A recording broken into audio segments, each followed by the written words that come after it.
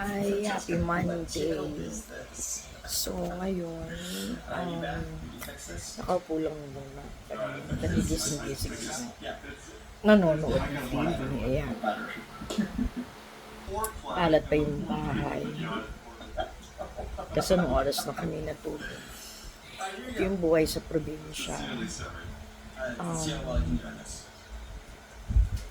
Malayo sa Maynila kung saan ako lumaki.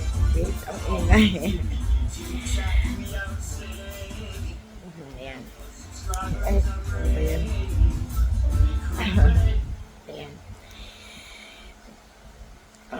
First attempt na mag-vlog. So, wala si Habi kaya medyo puyat kasi din. Pag Monday, hinatid namin yan ng madaling araw sa Manila. I mean, sa highway kasi papunta na siya ng Manila to work. Si Habi mga Monday through Saturday nandoon siya. Saturday ng hapon. Tapos gabi ang dating dito sa Candaba, Pampanga. So, tayo ang off talaga niya is one day lang, every Sunday. So, yung difference ng ano yung buhay sa Maynila namin kumpara dito. Dito sa Pampanga, mga around 10 years or 11 years na rin kami dito. Simula na mag-transfer kami. Bukas akong ilo kasi ang dilim. Ayun, malayo actually kung hindi ka kung yung palaalis ka or mahilig ka maglakwatsa, hindi para sa'yo talaga ang probinsya kasi tahimik siya. I'll show you kasi ang lalayo ng kapitbahay mo. Actually, isa lang yung malapit namin kapitbahay. Ito lang yung pinakamalapit na kapitbahay. Yan lang. And then, yung magiging kapitbahay mo na nandoon. Tapos yung kabila, ayun, ang layo din. Nasa, kasi kami, bukid. So, ayun, ito yung aking bahay. Ito, madumi pa yung labas.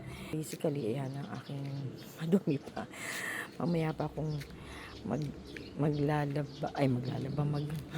pero maglalaba din talaga ako. Magwawalis kasi mainit pa dito. Medyo nga ngayon yung punong mangga ko.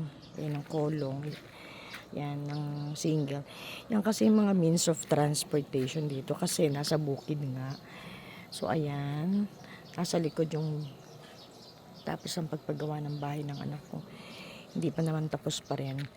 Ito yung paligid namin. Sa probinsya ganito.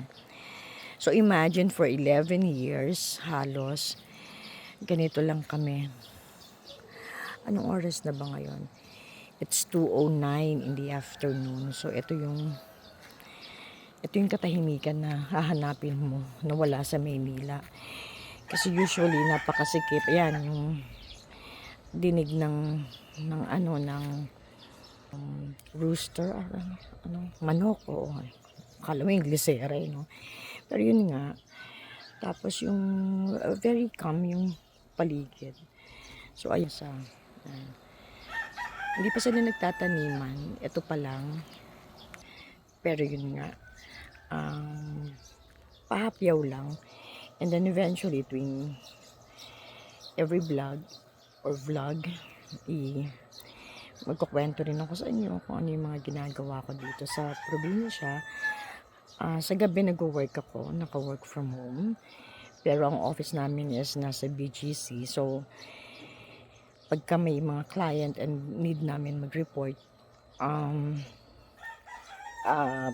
lumuluwas pa rin naman ako sa para sa office. Tapos nakikituloy lang ako doon dahil wala na kaming bahay naman doon. Nakikituloy lang ako doon sa pamangkin ko, ang init. Pamangkin ko or sa kapatid ko. Pero mostly naman nasa bahay lang kami nag-work. So ayan. Marami hindi ka tatagal dito sa probinsya kung halimbawa talagang mahilig ka sa alam mo yung sa Manila kasi 'di ba paglabas natin andiyan na yung mga maraming tindahan, andyan na yung bibili ka ng mga pagkain, merienda, nandun agad. Pero dito hindi. Pinapawisan ko. Dito hindi kasi malayo talaga. Halimbawa, pag bibili ka ng pagkain, dapat pang isang lingguhan na kasi ang layo. Baligit na kasi kami ng Nueva Ecija, ng Gapan. Malapit kami sa Gapan, Nueva Ecija. Tapos, Bulacan. Actually, yung kapitbahay ko na yon doon sa may puno. Ayun, doon. Ano na yan?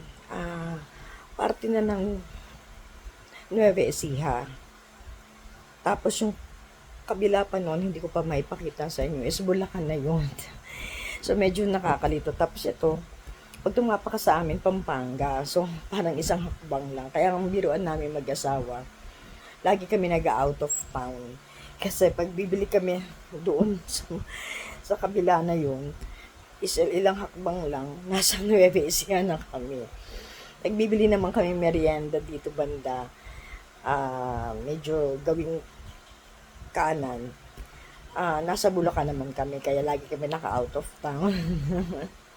Kasi nga, hindi siya sakop ng ano. Okay. So, ayun, may tumatawag sa akin yung husband ko. But anyway, bibigyan ko pa kayo ng iba bang detalye and kung ano bang buhay namin dito, and eventually makakasama nyo rin once in a while yung aking husband. So, thank you. And sana support nyo ako para kahit paano tuloy-tuloy yung pagkukwento ko at makita nyo rin kung anong buhay namin dito sa probinsya. Mga Manileño na napunta sa probinsya. Thank you. Ingat kayo and God bless. Bye.